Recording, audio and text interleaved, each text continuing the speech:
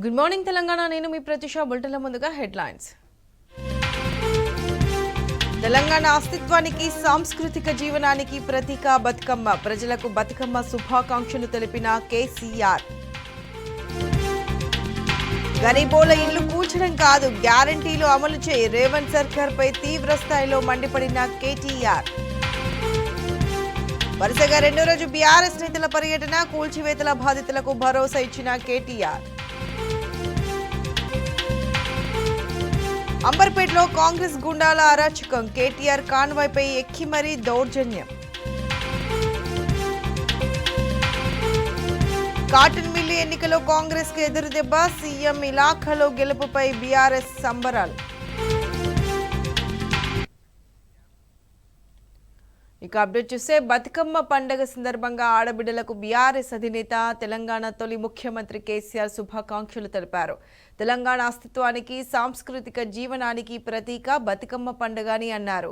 ప్రకృతిని పూలను దేవతగా కొలిచే బతుకమ్మ పండుగ ప్రపంచ సంస్కృతి సంప్రదాయాల్లోనే ప్రత్యేకతను చాటుకుందన్నారు.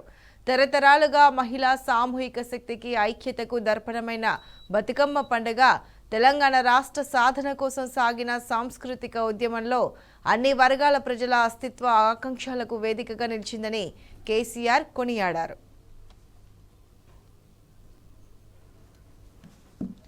ఎంగిలి పూలతో ప్రారంభమై సద్దులతో ముగిసే 9 రోజుల బతుకమ్మ సందర్భంగా పల్లెలు పట్టణాలు భేదం లేకుండా మహిళలతో పిల్లాపాపలతో ప్రత్యేక సందడి నెలకొంటుందని కేసీఆర్ తెలిపారు.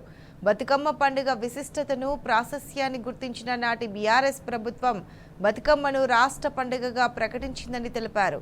మహిళల ప్రత్యేక పండుగగా గుర్తించి బతుకమ్మ సందర్భంగా ప్రత్యేక కానుకలను అందజేసిన విషయాన్ని కేసీఆర్ గుర్తు చేసుకున్నారు. 9 రోజుల పాటు బతుకమ్మ పండుగను ఆటపాటలతో ఆనందోత్సాహాల నడుమ జరుపుకోవాలని తెలంగాణ ఆడబిడ్డలను కేసీఆర్ కోరారు. రాష్ట్ర ప్రజల జీవితాల్లో ప్రకృతి మాత బతుకమ్మ వెలుగులు నింపాలని ప్రార్థించారు.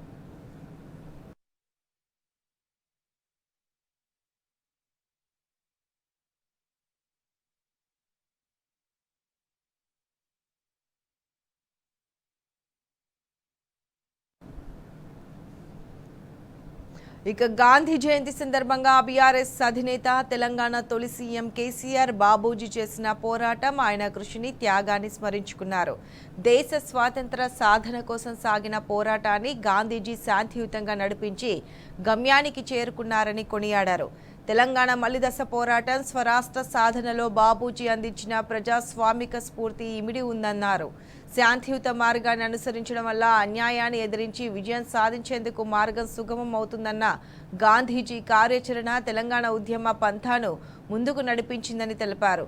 భారత ప్రజలు మెచ్చేలా శాంతియుతంగా పార్లమెంటరీ పంథాలో తెలంగాణ రాష్ట్రాన్ని సాధించామని తెలిపారు. ఆనతి కాలంలోనే రాష్ట్రాన్ని దేశం గర్వించే దిశగా అభివృద్ధి పథంలో నిలిపామని అన్నారు. గత బీఆర్ఎస్ ప్రభుత్వం కృషి వెనక గాంధీజీ స్ఫూర్తి ఇమిడి ఉన్నదని కేసీఆర్ అన్నారు.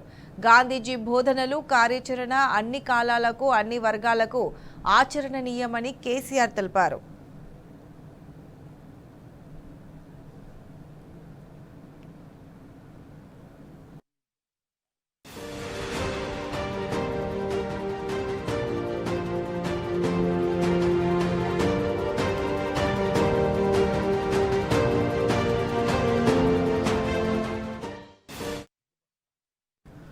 మూసీ బాధితులకు అండగా రెండో రోజు మూసీ పరివాహక ప్రాంతాల్లో కేటీఆర్ పర్యటించారు. అంబర్పేట్ నియోజకవర్గం గోల్నాక డివిజన్లో తులసీరామ్ నగర్లో మూసీ బాధితులతో ముఖాముఖి నిర్వహించారు. కేటీఆర్కు మూసీ బాధితులు తమ గోడు చెప్పుకున్నారు. మూసీ బాధితులకు అండగా నేనున్నానంటూ కొండంత భరోసా ఇచ్చారు కేటీఆర్.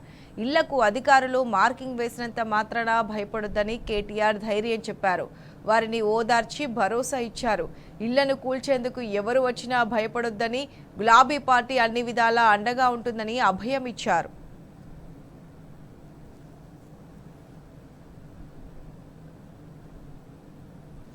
ఇందిరమ్మ ఇల్లు కడతామని ఎన్నికలో హామీ ఇచ్చి అధికారంలోకి వచ్చిన రేవంత్ రెడ్డి ఇప్పుడు కూల్చివేతలు చేస్తున్నాడని కేటీఆర్ మండిపడ్డారు. నిరుపేదల ఇళ్లు కూల్చివేసి రేవంత్ రెడ్డి 6 గ్యారంటీలు అమలు చేయాలని డిమాండ్ చేశారు. కిషన్ రెడ్డి రేవంత్ రెడ్డి కుండబలుకుని కూడబలుకుని కూల్చివేతలు చేస్తున్నారా అని కేటీఆర్ ప్రశ్నించారు.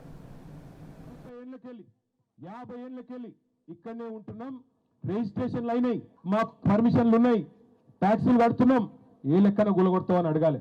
ఇలా ఇందిరమ్మ రాజ్యం అన్నాడు. ఇందిరమ్మ చెప్పిందా, సోనియమ్మ చెప్పిందా ఇల్లు గులగొట్టమని? ఎవరు చెప్పిండు? ఎవరు చెప్పలే. ఇందిరమ్మ రాజ్యం ఇల్లు కట్టిస్తా అన్నావు, ఇల్లు గులగొడతా అని చెప్పలే. అయినా నాకు తెలియక అడుగుతా, ఇయ్యాల ఇక్కడున్న ఒక మల్లయ్య ఇల్లు గులగొట్టి అక్కడ మాల్ కడితే ఏమొస్తుంది నీకు? మల్లయ్య ఇల్లు బుడ్డ ఇల్లే కావచ్చు, 100 గజాలలో ఉండొచ్చు, దాన్ని గులగొట్టి పక్కనున్న ఇల్లు గులగొట్టి హోటల్ కడతా, మాల్ కడతా, పెద్ద పెద్ద పార్కులు కడతా, ఎవరి కోసం? ఇక్కడ ఉన్నాయన్ని బొందలగడ్డలు చేసి ఇక్కడ ఉన్న వాళ్ళందరినీ లేపేసి దాని మీదకి వెళ్ళేదో కడతా అంటే ఎవరి కోసం అని నేను అడుగుతున్నా. నువ్వు చెప్పిన మాటలేంటి? గవర్నమెంట్లకు రాకముందు గరీబులను మంచిగా చూస్తా అని చెప్పినావు, రైతులను మంచిగా చూసుకుంటా అని చెప్పినావు, పెద్ద మనుషులు నడుచుకుంటా అని చెప్పినావు, అత్తలను చూసుకుంటా, కోడలను చూసుకుంటా, నల్ల బిల్లులు కడతా, కరెంటు బిల్లులు కడతా, మీరు కట్టే అక్కర్నే లేదు, సోనియా గాంధీ కడుతుంది, ఫ్రీ గ్యాస్ ఇస్తా, ఫ్రీ బస్సు పెడతా, ఇన్ని కథలు చెప్పిండు. ఇవాళ ఎప్పుడైనా చెప్పిండా ఇల్లు గులగొడతా అని?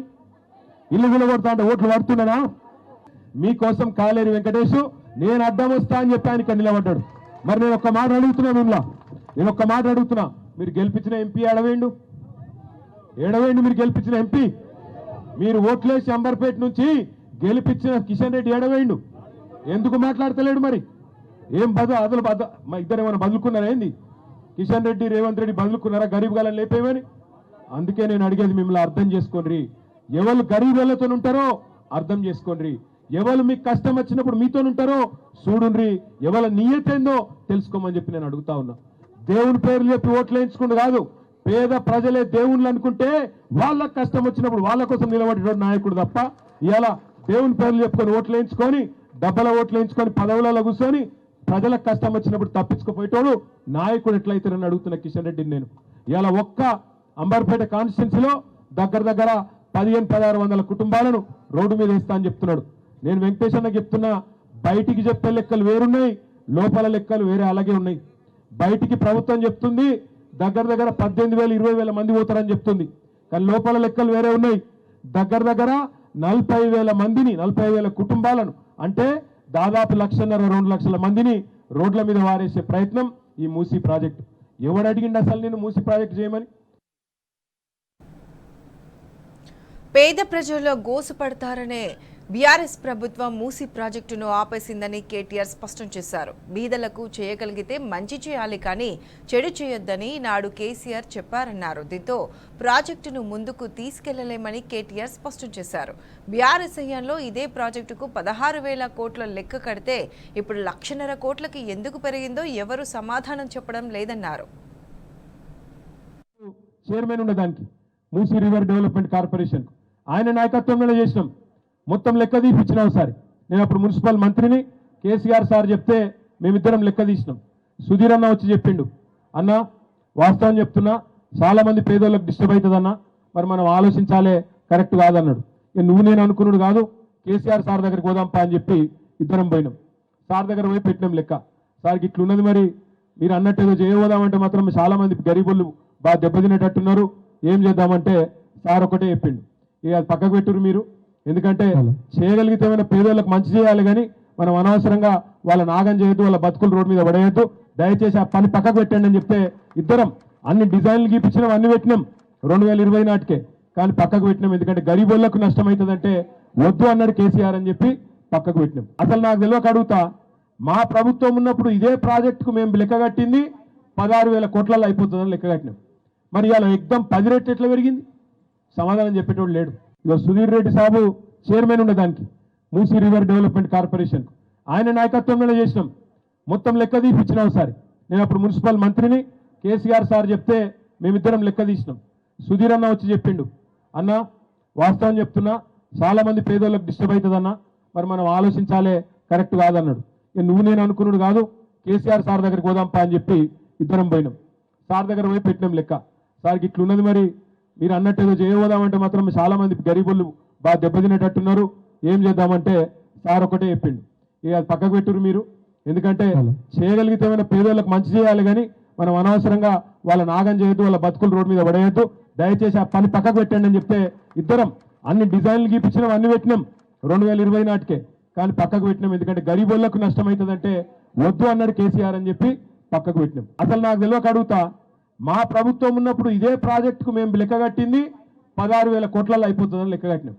మరి ఇలా ఎగ్దం 10 రెట్లు ఎట్లా పెరిగింది? సమాధానం చెప్పేటోడు లేడు. మూసి సుందరీకరణ పేరుతో కాంగ్రెస్ సర్కార్ సామాన్యుల జీవితాలను రోడ్డున పడేసింది. సొంతింటిని కోల్పోయి పేద ప్రజలు కన్నీరు మున్నీరుగా విలపిస్తున్నారు.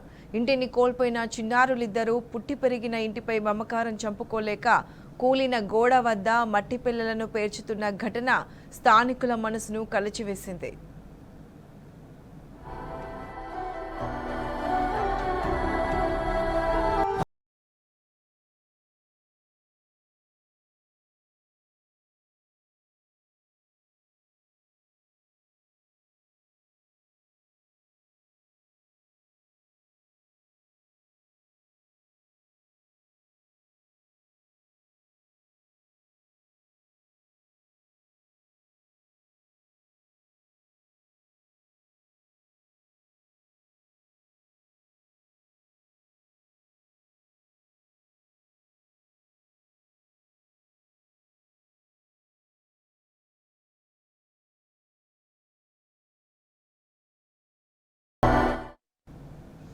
అయితే వైరల్ అవుతున్న ఈ చిన్నారుల వీడియోపై బీఆర్ఎస్ వర్కింగ్ ప్రెసిడెంట్ కేటీఆర్ స్పందించారు. ముఖ్యమంత్రి వారి గూడుని కూల్చేశారు, వారి కళ్ళలను చిదిమేశారని మండిపడ్డారు. ఆ కూలిన ఇంటి శిథిలాలలో వారి జీవితాలను వెతుక్కుంటున్నారని ఆవేదన వ్యక్తం చేశారు.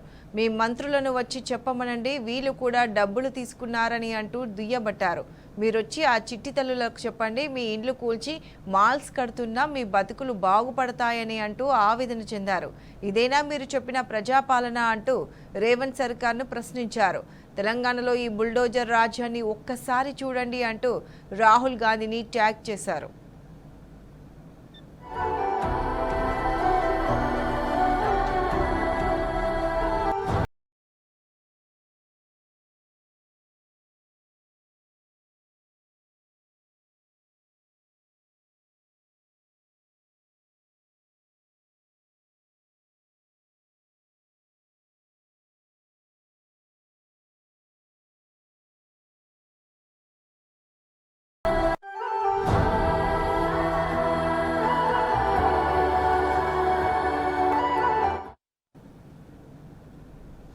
హైదరాబాద్లో కాంగ్రెస్ పార్టీ గూండాలు రెచ్చిపోతున్నారు. ముషీరాబాద్లో బీఆర్ఎస్ వర్కింగ్ ప్రెసిడెంట్ కేటీఆర్ కాన్వాయ్పై దాడి చేశారు. మూసీ పరివాహక ప్రాంత బాధితుల వద్దకు వెళ్లిన కేటీఆర్ కాన్వాయ్ను అడ్డుకొని కారుపైకి ఎక్కి కాంగ్రెస్ గుండాలు వీరంగం సృష్టించారు. దాడికి పాల్పడ్డ కాంగ్రెస్ గుండాలను బీఆర్ఎస్ కార్యకర్తలు అడ్డుకున్నారు.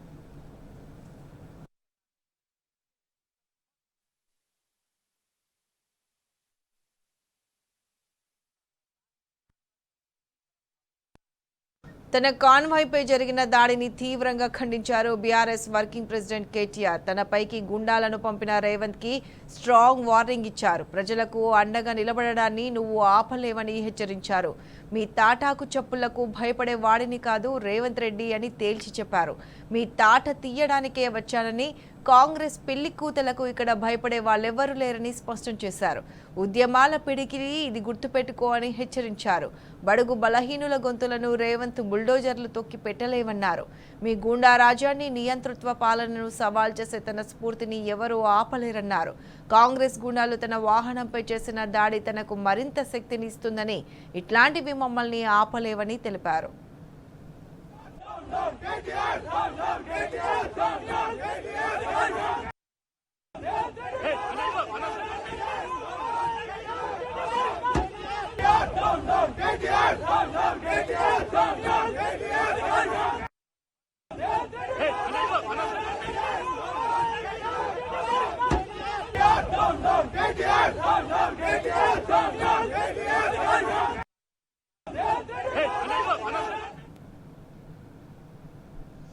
హైడ్రా దెబ్బకు నగరంలో రియల్ రంగం కుప్పకూలింది. రోజు రోజుకు రాష్ట్ర ఆర్థిక స్థితి దారుణంగా పడిపోతుంది. ఫలితంగా ప్రభుత్వ ఖజానాకు భారీగా గండిపడుతుంది. నెలకు 100 కోట్లలో నష్టం వాటిల్లుతుంది. అయినా ప్రభుత్వం మొండి వైఖరి రాష్ట్ర రెవెన్యూను దారుణంగా దెబ్బతీస్తుంది. తాను కూర్చున్న కొమ్మను తానే నరుక్కుంటున్న చందంగా సర్కార్ వైఖరి ఉందన్న విమర్శలు వెల్లువెత్తుతున్నాయి.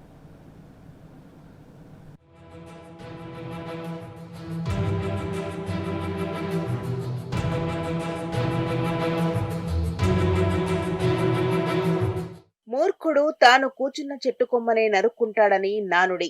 అదేవిధంగా హైడ్రాను ఉసిగొల్పి సర్కారు కూడా తన ఖజానాకు తానే బొక్కపెట్టుకుంటోందనేది ఆర్థిక నిపుణుల అభియోగం. అసలే అంతంత మాత్రంగా ఉన్న రాష్ట్ర ఆర్థిక పరిస్థితిని హైడ్రా వ్యవహార శైలి మరింత దిగజార్చేలా చేస్తోందనేది వారి అభిప్రాయం. హైదరాబాద్లో ఏకబిగిన సాగుతున్న కూల్చివేతలతో రియల్ ఎస్టేట్ రంగం కుదేలైపోయింది. ఇళ్లు, ఫ్లాట్ల లాంటి స్థిరాస్తులు కొనడానికి సామాన్యులు జడిసిపోతున్నారు. తమ కర్మకాలి ఒకవేళ ఆ ప్రాపర్టీ ఏ చెరువో, నాలా లేదా నదీ పరివాహక ప్రాంతం పరిధిలోకి వస్తే, అక్కడికి హైడ్రా బుల్డోజర్లు వస్తే తమ కొంప కొల్లేరవడం ఖాయమనేది వాళ్ల ఆందోళన. అమ్మకాలు, కొనుగోళ్లు లేక ఓవైపు బిల్డర్లు లబోదిబోమంటుంటే, మరోవైపు రిజిస్ట్రేషన్ల సంఖ్య కూడా తగ్గడంతో ప్రభుత్వ ఆదాయానికి సైతం గండిపడుతోంది. హైడ్రా ఏర్పాటైన ఒక్క నెలలోనే ప్రభుత్వానికి 320 కోట్ల నష్టం వాటిల్లడమే ఇందుకు నిదర్శనమనేది ఎక్స్పర్ట్స్ ఒపీనియన్.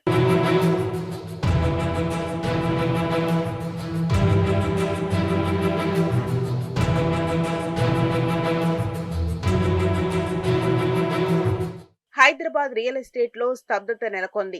హైడ్రా దెబ్బతో గ్రేటర్ రియల్టర్లు అయోమయంలో పడిపోయారు. నిర్మాణ రంగం ఒక్కసారిగా కుప్పకూలిపోయింది. హైడ్రా విధ్వంసం బిల్డర్లను సైతం తీవ్ర కలవరపాటుకు గురిచేస్తోంది. ఇళ్లు, ఫ్లాట్ల లాంటి స్థిరాస్తుల అమ్మకాలు, కొనుగోలు లేక రిజిస్ట్రేషన్ల సంఖ్య కూడా భారీగా తగ్గిపోయింది. ప్రభుత్వ ఆదాయానికి పెద్ద కోత పడింది. హైడ్రా ఎఫెక్ట్ తో హైదరాబాద్ లో స్థిర చిరాస్తులు కొనడం, అమ్మడం తగ్గిపోయింది. దీంతో జూలైతో పోలిస్తే ఆగస్టు నెలలో రిజిస్ట్రేషన్ల సంఖ్య భారీగా తగ్గిపోయింది. జీహెచ్ఎంసీ పరిధిలోని హైదరాబాద్, రంగారెడ్డి, మేడ్చల్, మల్కాజిగిరి, సంగారెడ్డి జిల్లాల్లో జూలైలో 58,000 రిజిస్ట్రేషన్లు కాగా, ఆగస్టు నెలలో 41,200 రిజిస్ట్రేషన్లు మాత్రమే అయ్యాయని ఆ శాఖ అధికారుల ఉవాచ. ఇక జూలై నెలలో రిజిస్ట్రేషన్ల ద్వారా రాష్ట్ర ఖజానాకు 1,100 కోట్లు సమకూరితే, ఆగస్టు నెలలో అది 785 కోట్లకు పడిపోయింది. ఫలితంగా ప్రభుత్వ ఆదాయానికి 320 కోట్లు గండిపడిందనేది రిజిస్ట్రేషన్ శాఖ వర్గాల ద్వారా అందుతున్న సమాచారం. ఇది రాష్ట్ర ప్రభుత్వ వైఖరి. హైడ్రా ప్రభావాలకు అద్దం పడుతుందనేది రియల్ రంగ నిపుణుల అభిప్రాయం.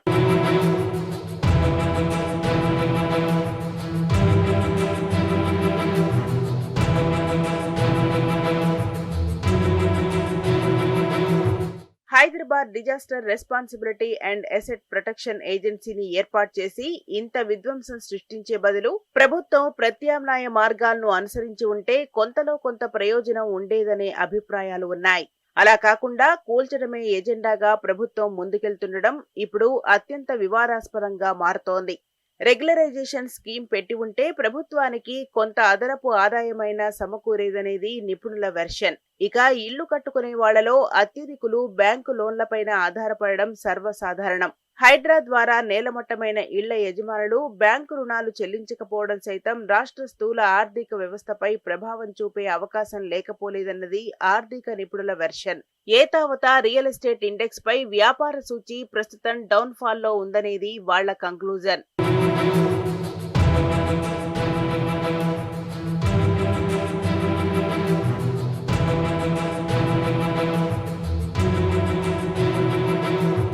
రాయదుర్గం నుంచి శంషాబాద్ ఎయిర్పోర్టుకు గత ప్రభుత్వం వేయ తలపెట్టిన మెట్రో రైలు ప్రాజెక్టును కాంగ్రెస్ సర్కార్ రద్దు చేసింది. దీంతో ఒకప్పుడు పశ్చిమ హైదరాబాద్ లో జెట్ స్పీడ్ తో దూసుకుపోయిన నిర్మాణ రంగం ఇప్పుడు పూర్తిగా నెమ్మదించిందనేది నిపుణుల విశ్లేషణ. అటు ఫార్మాసిటీ రద్దు అన్న ప్రకటన కూడా రియల్ ఎస్టేట్ రంగాన్ని ఊగిసలాటలోకి నెట్టేసింది. తరువాత ఫోర్త్ సిటీ ప్రతిపాదన తెరపైకి వచ్చినా అదెలా కార్యరూపం తీసుకుంటుందన్న స్పష్టత కొరవడింది. దీంతో దక్షిణ హైదరాబాద్ వైపు కూడా అభివృద్ధి ఒక్కసారిగా ఢమాలన్నది. మరోవైపు 111 జీవోపై ప్రభుత్వ వైఖరి ఇంకా స్పష్టం కాలేదు. ఈ అంశంపై సామాన్యుడిలో ఉత్సుకత నెలకొంది. కొత్త ప్రాజెక్టుల అనుమతులు సైతం గగనంగా మారడం, ఈ ప్రక్రియలో అనేక అవాంతరాలను ఎదుర్కోవడం బిల్డర్లను చికాకుకు గురిచేస్తోంది. కాంగ్రెస్ సర్కార్ కొలువుదీరి 9 నెలలు గడిచిపోయింది. రియల్ రంగం పరిపుష్టి కోసం పాలకులు ఇప్పటి వరకు ఒక విధాన ప్రకటన చేయలేదు. ఇందుకు తోడుగా హైడ్రా లాంటి వివాదాస్పద నిర్ణయాలు బిల్డర్లు, రియల్ దిగ్గజాలను ఉక్కిరిబిక్కిరి చేస్తున్నాయి. ఈ సంకట పరిస్థితుల్లో రాజధానిలో కొత్త నిర్మాణాలకు బ్రేక్ పడింది. ఇళ్ల కొనుగోళ్లు సైతం నిలిచిపోయాయి. ఇది రాష్ట్ర రెవెన్యూపై తీవ్ర ప్రభావాన్ని చూపింది.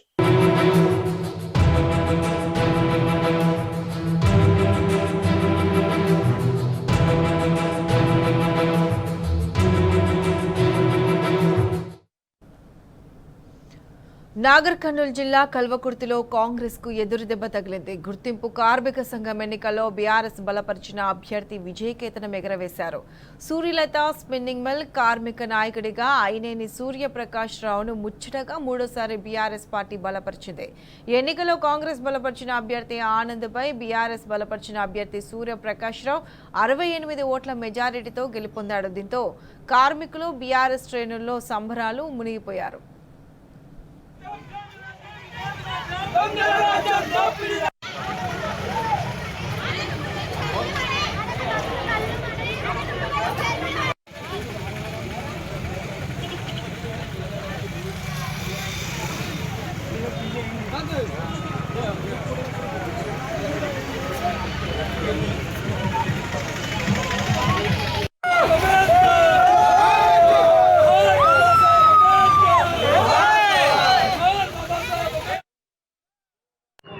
ఈరోజు ఈ ఎన్నిక కానికే గత 10 నెలలుగా కార్మికులందరూ ఏకతాటిగా పోరాటం చేస్తే ఈరోజు ఎన్నిక జరిగింది. ఈ విజయం కార్మికుల విజయం. అధికార పార్టీ ఎన్ని ప్రలోభాలు ఎన్ని రాజకీయ ఒత్తిడులు చేసినా ఈరోజు కార్మికులు ఏకపక్షంగా కార్మిక విజయాన్ని కోరుకొని అలా బీఆర్ఎస్ కేవీని గెలిపించి భారీ మెజార్టీతోన వాళ్ళ ఎత్తుగడలు ఒక ఎమ్మెల్సీ ఎన్నికలు రాజ్యసభ ఎన్నికలు మాదిరిగా ఎన్నికలను చేశారు. అయినా కార్మికులందరూ ఏకతాటిగా నిలబడి ఇలా బీఆర్ఎస్ కేవీని ఇలా కార్మికుల విజయంగా ఇలా తెలంగాణ సమాజం ముందర తెలంగాణ పార్టీ భవిష్యత్తు చూపుతుందనే విధంగా నిర్ణయం చేసుకున్నారు. ఈ విజయానికి సహకరించిన మా పార్టీ నాయకులకు కార్యకర్తలకు ఈ విజయంలో పాల్పంచున్న కార్మికులందరికీ కూడా పేరు పేరున ధన్యవాదాలు తెలియజేస్తున్నాం. ఈరోజు ఈ ఎన్నిక కానికే గత 10 నెలలుగా కార్మికులందరూ ఏకతాటిగా వర్షం వరదలతో పంటలు నష్టపోయినా ఇప్పటికీ ప్రభుత్వం నుంచి అందని సాయం. ఉమ్మడి ఖమ్మం జిల్లాలోనే 1,00,000 ఎకరాల్లో పంటలకు నష్టం జరిగినా పరిహారం ఇవ్వకపోవడంపై అన్నదాతల ఆవేదన చెందుతున్నారు. నెలలు గడుస్తున్నా కనీసం ఆదుకోవడం లేదని రైతన్నలు దిగులు చెందుతున్నారు. ఇంత దుర్మార్గమైన ప్రభుత్వాన్ని ఇప్పటివరకు చూడలేదని అంటున్నారు.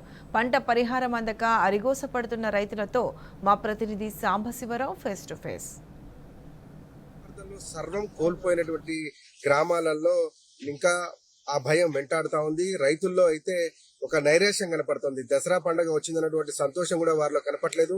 మనకు వెనుక కనిపిస్తున్నటువంటి మున్నేరే మొత్తాన్ని ముంచేసింది. ఈ మున్నేరు పరివాహక ప్రాంతంలో ఉన్నటువంటి పొలాలు పూర్తిగా తుడిచిపెట్టుకుపోయాయి.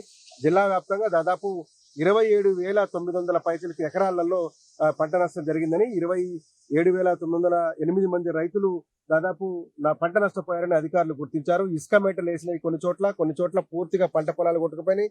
మిర్చి అట్లాగే పత్తి రైతులైతే మొత్తం కోల్పోయి రోడ్డున పడ్డారు. నెల రోజులు దాటినప్పటికీ ఇప్పటికి కూడా కరెంటు పోల్లు పునరుద్ధరించలేదు. కరెంటు లైన్లు రైతులకు వెళ్లాల్సినటువంటి కరెంటు లైన్లను కూడా పునరుద్ధరించినటువంటి దుస్థితిలో ఈ ప్రభుత్వం ఉన్నది. నష్టపోయిన రైతాంగం మనతో పాటు ఉన్నారు. వారిని అడుగుదాం ఎంతెంత నష్టపోయారు, ఏం నష్టం జరిగింది అనేటువంటి విషయాన్ని. అలా మీకు ఎంత నష్టపోయారు? ఇప్పుడు నెల రోజులు అవుతుంది ప్రభుత్వం మీకు హామీ ఇచ్చి, అసలు ఏం చెప్పారు మీకు ప్రభుత్వం వాళ్ళు? 10 వారం రోజుల్లో మొత్తం ఎంత అయితే అంత నష్టం. ఎకరానికి 10,000 ఇస్తామన్నారు. 10,000 కాగా ఒక రూపాయి కూడా రాలేదు ఇప్పుడు దాకా. ఎన్ని ఎకరాలు వేస్తారు అసలు? 3 ఎకరాలు పత్తి వేసిన, 3 ఎకరాలు పత్తి కొట్టుకుంది. ఇప్పుడు దాకా ఒక రూపాయి కూడా రాలే. ఇల్లు కూడా మునిగిపోయింది. అసలు నా ఇల్లు ఇల్లు మునిగిపోయింది. ఇల్లు మునగల వాళ్ళకి రాలేదు కానీ ఇల్లు మునిగిన వాళ్ళకి మాత్రం రాలేదు. ఇప్పుడు మీ మంత్రి ఉన్నాడు కదా పొంగులేటి శ్రీనివాసరెడ్డి గారు. పొంగులేటి శ్రీనివాసరావు అన్నారు, తుమ్మల నాగేశ్వరరావు గారు అన్నారు. ఇద్దరు అన్నారు వారం రోజుల్లో పైసలు వస్తాయి కానీ 1 రూపాయి బిల్లు కూడా రాలే. అత్యవసరంగా 10,000 వాళ్ళకి ఇవ్వండి అని తక్షణంగానే రేవంత్ రెడ్డి గారు ఖమ్మం వచ్చినప్పుడు సీఎం గారు చెప్పారు కానీ 1 రూపాయి కూడా రాలే మాకు. నీ పేరేంది? ఎన్ని ఎకరాలు ఇష్టం? అసలు ఎంత నష్టపోయినా నువ్వు ఏంది? 2 ఎకరాలు ఇచ్చేసారు. శనివారం వేస్తే ఆదివారం పట్టుకుంది. ఇప్పుడు అసలు దాఖలే లేదు. ప్రభుత్వాన్ని ఏం అడుగుతున్నాను? ప్రభుత్వం ఏంది ఏం అడుగుతాం? వచ్చిరు ఆఫీసర్ రాసిరు, పాస్బుక్ జిరాసి ఇచ్చిన, ఆధార్ కార్డు జిరాసి ఇచ్చిన, అగ్రికల్చర్ గారు ఇచ్చిన, ఇప్పటిదాకా ఆర్డర్ రాసలేదు. కూడా దిగిన ఏమీ లేదు. అసలు 100% మరి రేవంత్ రెడ్డి గారు ఈ జిల్లాకు వచ్చి వారం రోజుల్లో మీకు డబ్బులు ఇస్తా అన్నారు. ఇక్కడ 3 మంత్రులు ఉన్నా కూడా వారం అన్నారు, వారం కాదు నెల అయితేనే కూడా డబ్బులు వారం అయింది. కౌలు చేసిన 2.5 తీసుకోటేసిన రూపాయి కూడా రాలేదు. ఎకరానికి 30,000 కట్టిస్తామని చెప్పారు. ఆ రోజు వచ్చి ఫోటోలు దిగిపోయారు మినిస్టర్ గారు కంట. రూపాయి కూడా ఇవ్వలేదు ఇంతవరకు. ఎకరానికి 10,000 కౌలు ముందు మాటలు చెప్పిపోతారు కానీ రూపాయలు నష్టపరిహారం రైతులను పట్టించుకునే గవర్నమెంటే కాదు, ఇది రైతులకి వ్యతిరేకమైన గవర్నమెంట్ అని మేము తెలియజేస్తున్నాం. ట్రాన్స్ఫార్మర్ కాలిపోయేది ఇప్పుడు 4 రోజులు అయింది సార్. ఇప్పుడు దాకా నీళ్లు కట్టుకుని ఉంటారా ఎవరైనా? ట్రాన్స్ఫార్మర్ కూడా రిపేర్ చేయాలి, అధికారులు కూడా పని చేయట్లేదండి. ఇప్పుడు రేవంత్ రెడ్డి గారు కావచ్చు, ఈ జిల్లా మంత్రులకు బాధ్యత లేకుందన్నా మరి ఏమన్నా రైతులు అసలు వాళ్ళకి రైతు అనే అభిమానం లేకనే ఇలాంటి మినిస్టర్లు ఇట్లా ఆగమైపోతుంది. రైతులందరూ ఆగమైపోతారు. వాళ్ళు చూసుకుంటే ఈ గవర్నమెంట్ నమ్ముకుంటే మన ఇంటి ముందుగా మునిగిపోతాయి రైతులందరూ. మీరు ఎంత వేసారు? మీరు సర్పంచ్ కూడా అనుకుంటా కదా, ఎంత వేసారు? అసలు ఏంటి అసలు మీ ఊర్లో పరిస్థితి కావచ్చు, చుట్టుపక్కల రైతుల పరిస్థితి ఏంటండి? మేము 2 ఎకరాలు తోటేసామండి. అంటే మేము తీర్థాల గ్రామానికి వచ్చేసరికి తీర్థాల గ్రామంలో అందరూ ఎస్సీ ఎస్టీ బీసీ వాళ్ళు అనగారి వర్గాల వాళ్ళే ఉన్నారు. అందరూ కూడా ఒక్కొక్క రైతుకి 2 ఎకరాలు 3 ఎకరాల కంటే ఎక్కువ లేవు. దాంతో పాటు వాళ్ళ జీవన కుటుంబ పోషణ నిమిత్తం వాళ్ళ జీవనోపాధి కోసం అందరూ కూడా వేరే వేరే గ్రామస్తుల నుంచి 5 ఎకరాలు 6 ఎకరాలు 7 ఎకరాలు మొత్తం కౌలుకి తీసుకొని వాళ్ళు ముందే కౌలు కట్టేసి వాళ్ళు వ్యవసాయం చేస్తా ఉన్నారు. వ్యవసాయం చేస్తున్న వ్యవసాయంలో మొత్తం వరదలు వచ్చి మొత్తం కొట్టుకుపోవడం జరిగింది. ఒక్కొక్క రైతు ఇప్పుడు ప్రతి సంవత్సరం నల్లొచ్చి మొత్తం ఆగమవుతుందనే ఉద్దేశంతో ఈ సంవత్సరం మొత్తం ఎకరానికి ₹1,00,000 చొప్పున పేపర్ మల్చింగ్ సీట్ వేసి డ్రిప్ ఇరిగేషన్ వేశారు. ఆ డ్రిప్ ఇరిగేషన్ కాదు కదా, మొత్తం ఒక్క ఇంచు కూడా లేకుండా కింద మొత్తం భూముల నుంచి రాళ్ళు గుట్టల్లాగా తేలాడుతూ ఉన్నాయి. ఆ గుట్టల్ని రాళ్ళు ఏరుకోవడం వలన పంట నష్టపోయిందని వాళ్ళు ఎవరిని అడగాల, ఏం చేయాలని ఉద్దేశంతో ఒక్కొక్కరు తలలు పట్టుకుని ఏడుస్తా ఉన్నారు. మీది ఎన్ని ఎకరాలు పోయింది? మీకెంత పంట నష్టం? మాది మొత్తం పైన గుట్ట పైన ఉంటదండి, మాది నష్టపోలేదు. కాకపోతే మా బాబాయ్ వాళ్ళది, మా పెదనాన్న వాళ్ళది, వాళ్ళందరి కూడా మా పూర్తిగా ధ్వంసమేనండి. ఎటువంటి భూమి లేకుండా ఇప్పుడు సాగులోకి చేసుకోవాలంటే 3 సంవత్సరాల తర్వాత సాగులోకి వస్తుంది. ఎందుకంటే అంత ధ్వంసమైంది. దాంతో పాటు గ్రామంలో ఉన్న 226 ఇల్లులు మునిగినాయి. 2 ఇల్లు ఉన్నాయి. ఇప్పుడు ఈ రేవంత్ రెడ్డి గారు ముఖ్యమంత్రి కావచ్చు, ఈ జిల్లాకు సంబంధించిన 3 మంత్రులు కావచ్చు, ఏం డిమాండ్ చేస్తున్నారు స్పష్టంగా రైతుల పక్షాన? మేము రైతుల పక్షాన ఒకటే డిమాండ్ చేస్తా ఉన్నామండి. ఒక్కొక్క రైతుకి తక్కువలో తక్కువ ₹1,00,000 నష్టపరిహారం చెల్లించినా గానీ మీరు ఆ రైతుకి నష్టం అనేది పూడ్చదు. 1,00,000 కంటే ఎక్కువ చేస్తేనే అది వాళ్ళకి కొద్దో గొప్ప వాళ్ళ అప్పులు గాని వాళ్ళ జీవనోపాధి గాని పొందుతా ఉంటది. కానీ మీరు ముఖ్యమంత్రి గారు జిల్లాకి 3వ తారీఖున వచ్చారు. 3వ తారీఖు వచ్చినప్పుడు ఏమన్నారు? తక్షణ సహాయం కింద వెంటనే ₹10,000 మీ అకౌంట్ లో జమ చేస్తా ఉన్నారు. 3వ తారీఖు ఇంకో 2 రోజులు పోతే నెక్స్ట్ 3వ తారీఖు వస్తుంది. 4 రోజులు పూర్తిగా వస్తుంది. అయినా కానీ రైతుల అకౌంట్ లో డబ్బులు జమ కాలేదు. దాంతో పాటు ఒక్కొక్క కుటుంబానికి 16,500 వేస్తా అన్నాడు. అసలు నీట మునిగిన ప్రజలు కుటుంబాలను వదిలేసి ఎక్కడో గుట్ట మీద ఉన్న వాళ్ళని సర్వేలు చేశారా, మరి ఏం చేశారా? వాళ్ళ స్వలాభం కోసం, వాళ్ళ ఆర్థిక సుభిక్షం కోసం వాళ్ళు పైన వాళ్ళ పేరు రాయించి ఇక్కడ అసలు లబ్ధిదారులను వదిలేసి ఇచ్చారండి. అది కూడా ఇల్లు మునిగి సార్, ఇల్లు మునిగి బియ్యం ఓట్లు మొత్తం మొత్తం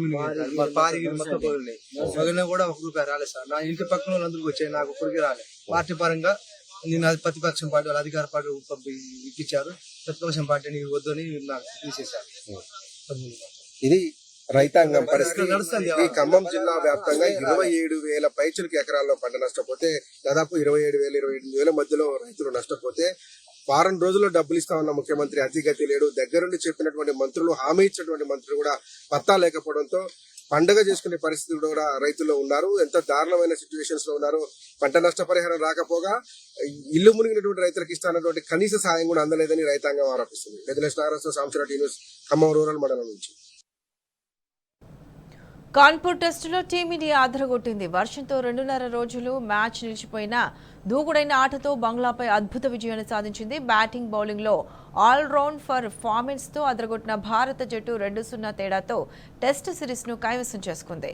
యశస్వి జైస్వాల్కు man of the match award, అశ్విన్కు man of the series award దక్కాయి.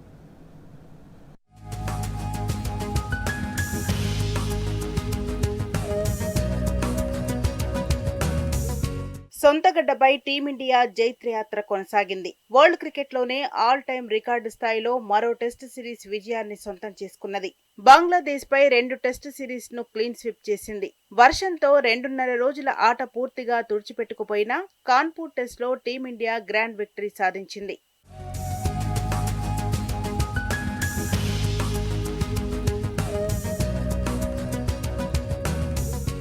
కాన్పూర్ టెస్టుకు వర్షం అంతరాయంతో తక్కువ ఓవర్ల ఆటే సాధ్యమైంది. టాస్ గెలిచినప్పటి నుంచే వ్యూహాత్మకంగా ఆడిన భారత జట్టు చివరికి ఎవరూ ఊహించని రీతిలో విజయాన్ని దక్కించుకున్నది. తొలి ఇన్నింగ్స్లో బంగ్లాదేశ్ను 233 రన్స్కే భారత బౌలర్లు ఆలౌట్ చేశారు. బుమ్రా 3 వికెట్లు తీయగా సిరాజ్, అశ్విన్, ఆకాష్ దీప్ 2 చెరో వికెట్లు తీసి రాణించారు. బంగ్లా బ్యాటర్లలో మోమినల్ సెంచరీతో రాణించాడు.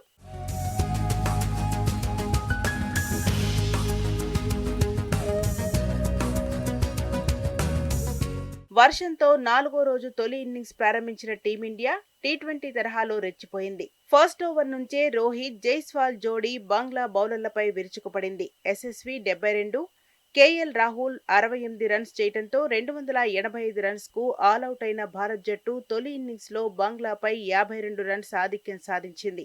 బంగ్లా బౌలర్లలో మెహదీ హసన్, షకీబ్ కు చెరో 4 వికెట్లు దక్కాయి.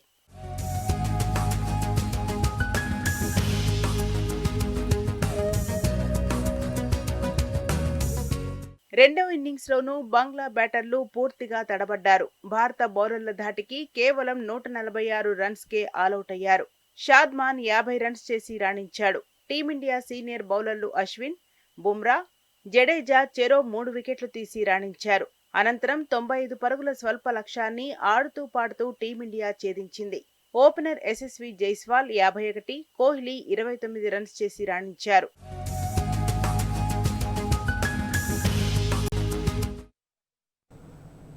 ఇవి bulletin updates. Keep watching T news.